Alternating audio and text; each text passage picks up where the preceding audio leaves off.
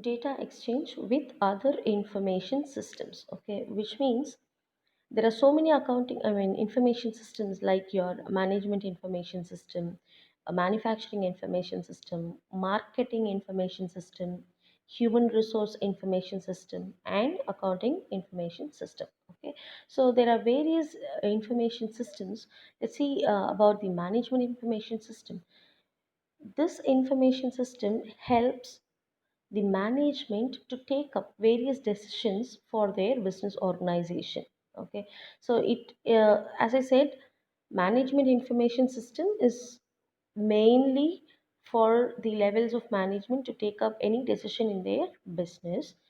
Not only information system does not only include only the management information system, it also includes manufacturing, marketing, human resource, accounting information systems. Okay, so here, if we talk about accounting information systems, here we'll collect all the financial data, that is the transactions, financial transactions, and enter it into the software, and so that it will give us the full report, and we can easily import those data to the users of the information.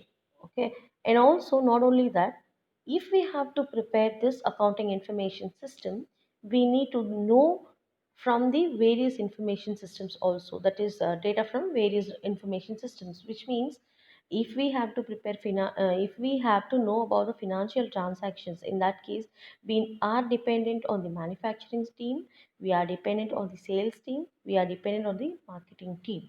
We don't know where exactly the sale or the where exactly the transactions has occurred. Okay, so in that case we always are related, that is the accounting system is always related to various departments. So accounting information system requires information from the various departments like your manufacturing, marketing, human resource, and so on. Not only that, likewise, okay, how we expect, that is accounting information expects information from various departments. The same way, even if we take up human resource report information or management information reports, they require details from the accounting information system, which means it is like interrelated systems. Okay, and also um, for an example, here there is an example. If a person's salary is to be computed, okay, calculated, in that case we need to know how much he has worked, whether he has taken any leave, whether he worked any overtime. So all those things can be to we can get these informations only from the manufacturing department where that employee is working. And also, we need to get information from the human resource system because they are the ones who have decided how much salary is to be paid for that particular employee. So, automatically, when we need to prepare the or compute the salary of a particular person, we might need information from the manufacturing systems and also the human resource systems.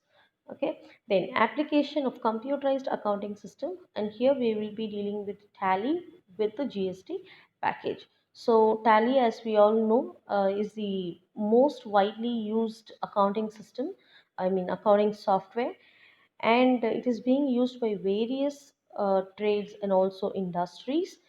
In fact, it is very much helpful for business accounting, and also it is being operated using various languages, and also online transactions can, online functions, online generation of reports, all those things can be done using this tally software.